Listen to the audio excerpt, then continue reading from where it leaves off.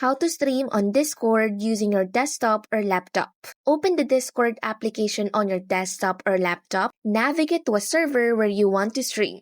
Click on any voice channel within that server to join it. You must be in a voice channel to start streaming. Once you are in a voice channel, look for the screen share or go live icon. It usually looks like a monitor with an arrow pointing to the right, located near your user profile in the bottom left corner, next to your microphone and headset icons. Click this icon to open the screen share menu. Choose what you want to stream. Discord gives you options for what you want to share. This could be Applications tab, Screens tab. Choose this tab if you want to share your entire monitor. This is useful if you frequently switch between multiple applications or want to show your whole desktop. Select the monitor you wish to share. Review your chosen applications or screen. Once you are ready, click the Go Live or Share button in the pop-up window. A border will appear around the application window or screen you are sharing, indicating it is currently being streamed. To stop streaming, click the screen share or go live icon again in the voice channel and then click stop streaming or the X on the stream preview. You can still mute or unmute your microphone while streaming from the controls at the bottom of the Discord window.